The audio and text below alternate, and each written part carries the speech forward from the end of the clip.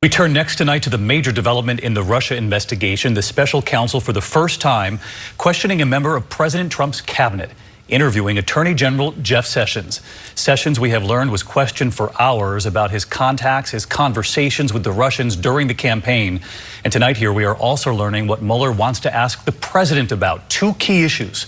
Here's ABC senior justice correspondent Pierre Thomas tonight.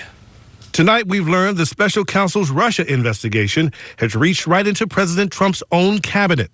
Attorney General Jeff Sessions questioned for hours by Robert Mueller's team. Mr. President, are you concerned about what the Attorney General told the special counsel? No, I'm not at all concerned. Sessions, the first member of Trump's cabinet to be interviewed by Robert Mueller, has faced scrutiny since giving what critics say was misleading testimony in his Senate confirmation, telling lawmakers he had no contact with Russians when he was a senior advisor on the Trump campaign. And I didn't not have communications with the Russians. That was not true. Sessions had several conversations with the Russian ambassador, and when they became public, therefore, I have recused myself.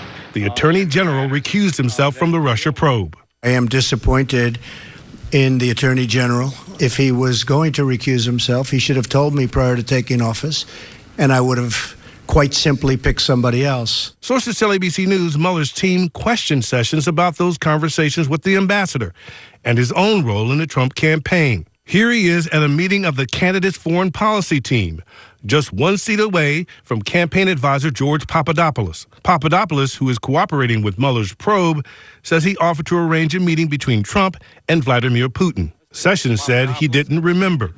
But I have no clear recollection of the details of what he said at that meeting. But the Attorney General then recalling his own response. There are reports that you shut George down, unquote, when he proposed that meeting with Putin. Is this correct, yes or no? Yes. I pushed back.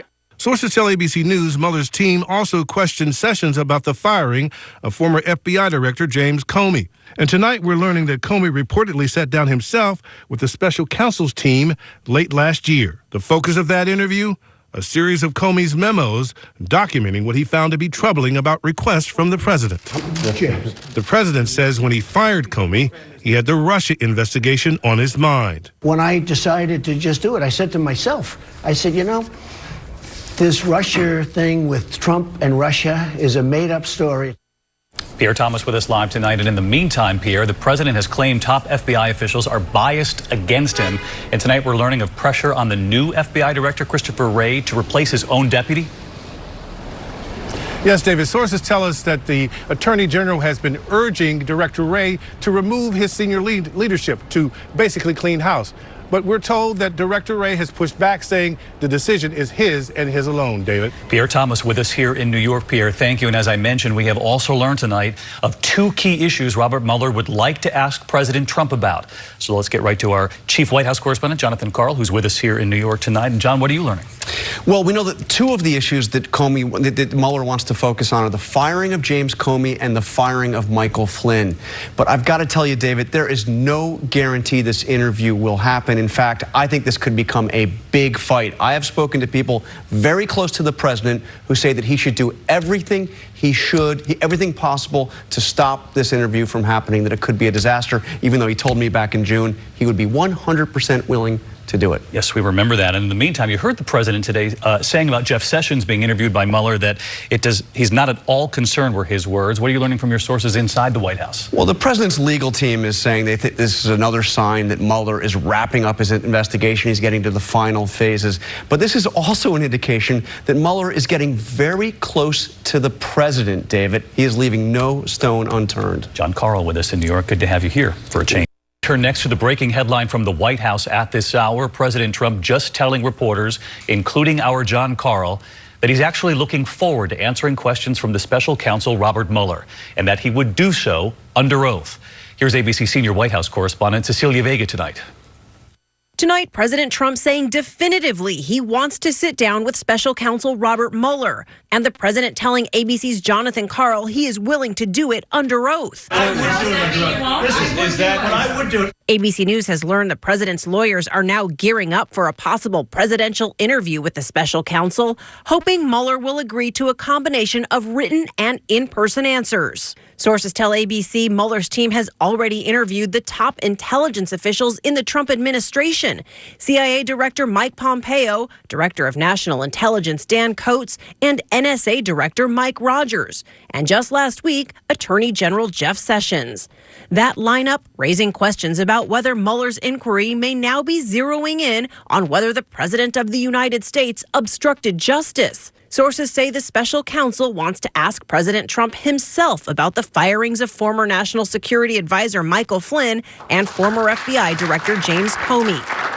Comey has pointed to the Russia probe for the reason he was fired, testifying the president once told him, "I need loyalty. I expect loyalty." It got very awkward, and I then said, "You'll always have honesty from me." He said, "Honest loyalty," and then I acceded to that as a way to end this awkwardness. And tonight, news of a similar conversation involving former FBI Acting Director Andrew McCabe.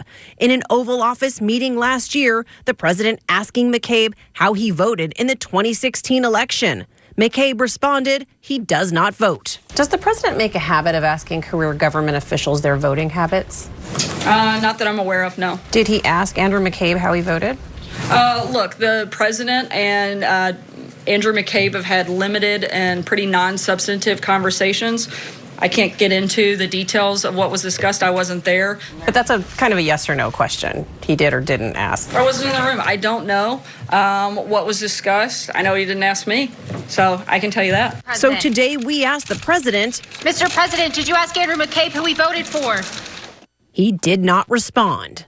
So let's get to Cecilia live at the White House tonight. We saw that earlier today. The president silent, refusing to answer that question. But just a short time ago, he was not only pressed about talking to Robert Mueller, but he was also pressed again by reporters on what exactly he asked former acting FBI Director Andrew McCabe. So did he ask him how he voted?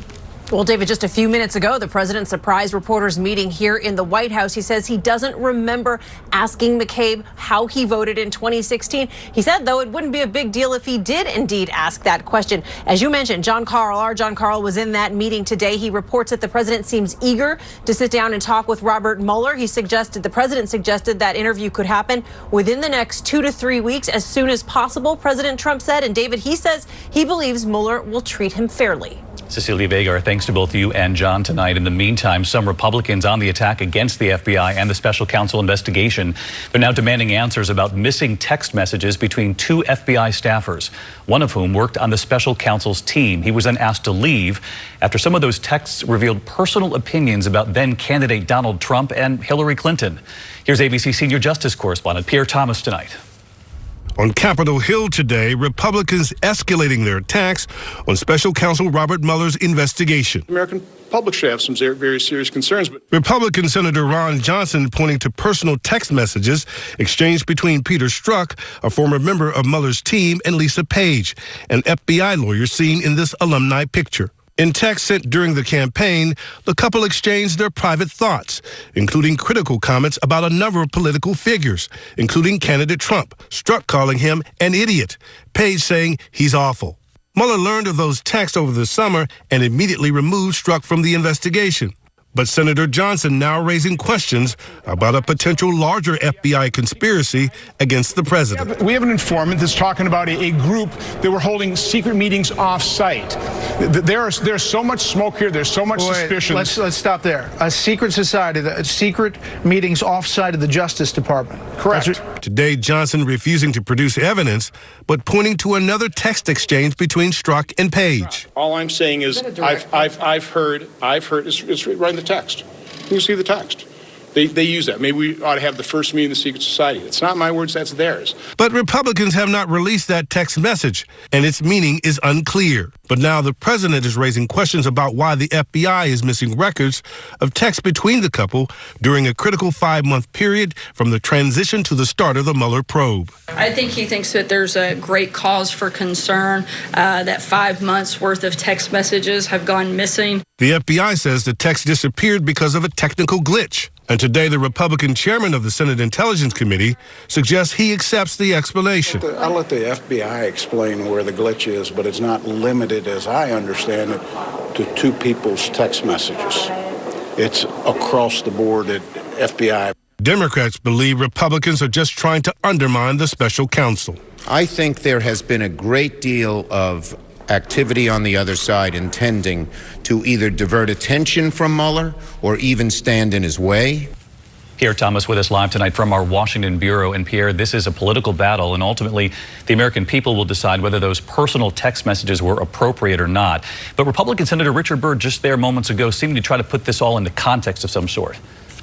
That's right, David. Burr, the Republican chair of the Senate Intelligence Committee, today refused to join in the fray, suggesting that the FBI's explanation of the technical glitch is reasonable. And lawmakers from both parties know that the special counsel is considering a wealth of information as his investigation continues, David. Pierre, thank you.